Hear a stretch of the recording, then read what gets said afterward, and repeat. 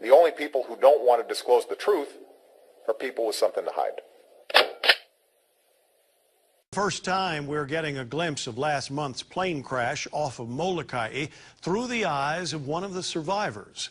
Tonight, he's breaking his silence and sharing photos he snapped during the terrifying ordeal. Brianne Randall sat down with him for an interview you'll see only on KHON2. Brianne?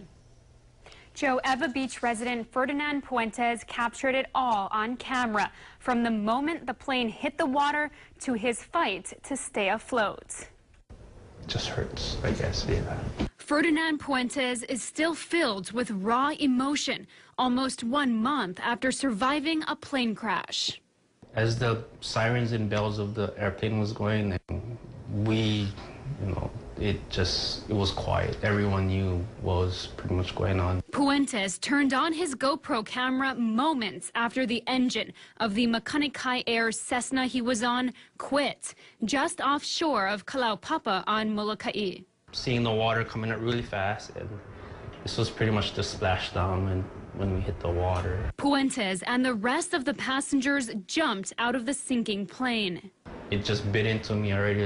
What's like, it's like, am I dreaming? He held on to one wing as long as he could.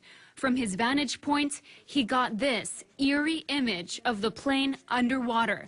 Despite being an avid waterman, Puentes' life vest wasn't enough to keep him from going under. So pilot Clyde Kawasaki gave him an extra seat cushion to stay afloat. My steel-toe boots, my heavy work jeans, and my long-sleeve shirt. So yeah, it was pretty hard and exhausting trying to swim with all that. After floating for what seemed like hours, Puentes and the rest of the people on board were picked up by the Coast Guard.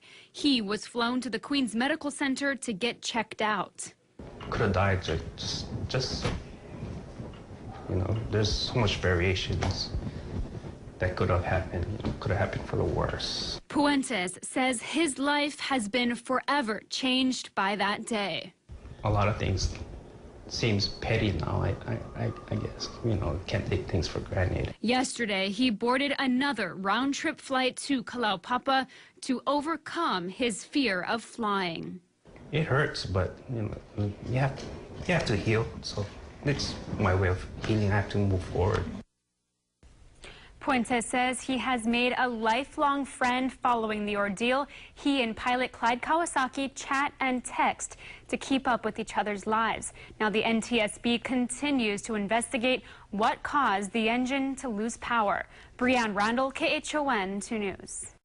The only people who don't want to disclose the truth are people with something to hide.